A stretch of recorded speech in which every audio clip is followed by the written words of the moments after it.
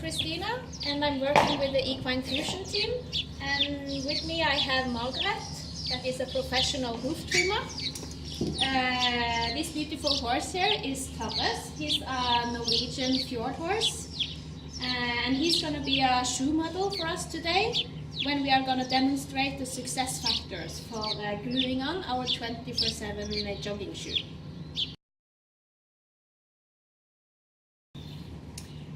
Before you start gluing on 24/7, it's important that the hooves are balanced by a hoof trimmer or farrier. We have 6 success criteria that you should follow to ensure the longer lifetime of the 24/7 jogging shoe. The 6 are: you have to have dry hooves before you glue them on. You have to have a proper fit. You have to have sufficient rubbing of the hoof wall. You have to be effective during the gluing process. You have to have sufficient glue. And you have to let the glue dry for enough of time afterwards. Okay, now we see the hooves of Torres is nice and dry. That's important to ensure proper glue adhesion. Yes, and if the weather outside is dry, you can just start gluing now. But if it's wet, he has to stay inside for drying at least half an hour in dry bedding. Okay, now we're going to check that we have a proper fit on the hoof. First we put the toe of the hoof into the toe of the shoe. Make sure you feel like it's in the front, and see on the heels, and put the foot down. And here you can see the coronary band is not touching the leather, and there's no gap behind in the bolt area, and it fits on the side. There's no gap on the side. If the leather is too high that it's touching the coronary band, you can just cut the leather with the scissor to make it lower. And when you take it off, you can see in the sole that there's a mark for the heel. It must touch the sole, not the leather, the heel.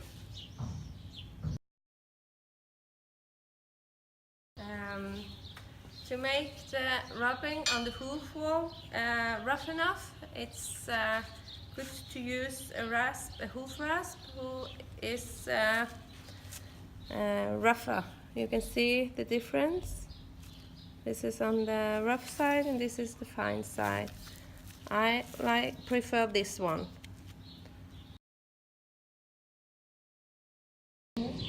Now Margaret is going to demonstrate how to rub the hoof. First of all, I'll take the fine side of the hoof rasp just to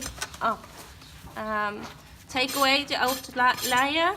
The outer layer is quite hard, so I remove that first.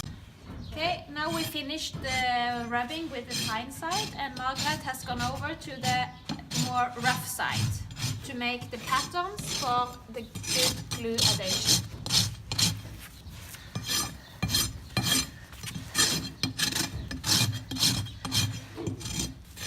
Some of the rubbing is vertical and some is horizontal.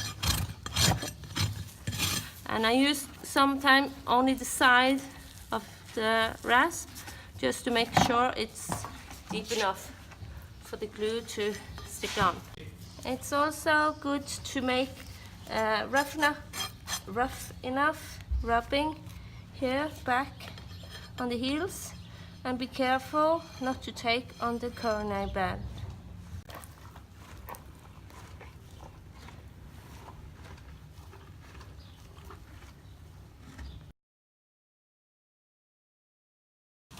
After the rubbing, we clean the hoof wall with some alcohol.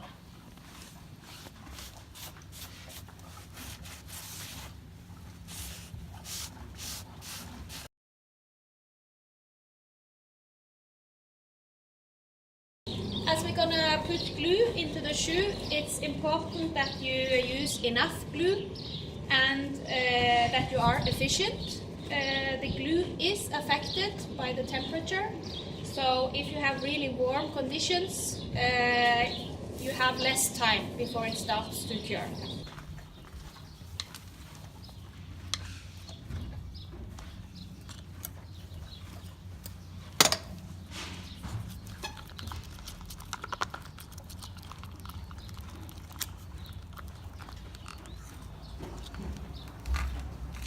We do not go further back.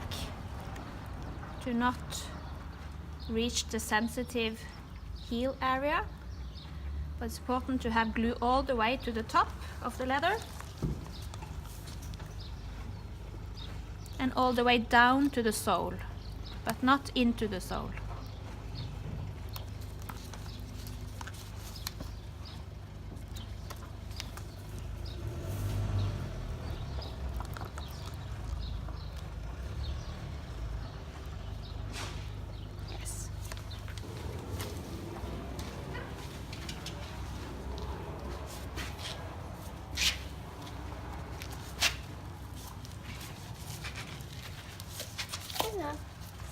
Lite.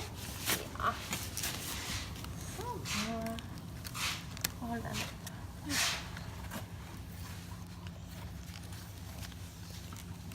Now the cable ties help you to tighten the shoe and keep it tight to the hoof during the curing process.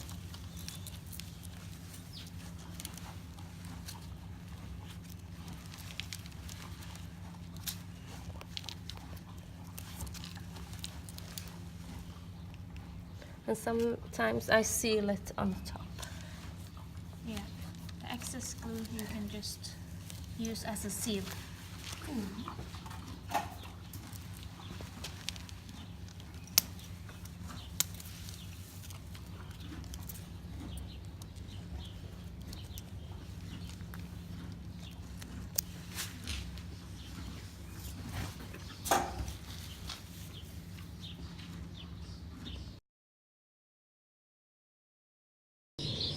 Now when the shoes are on, it's important that the horse stays inside, or at least in controlled conditions, to let the glue cure sufficiently.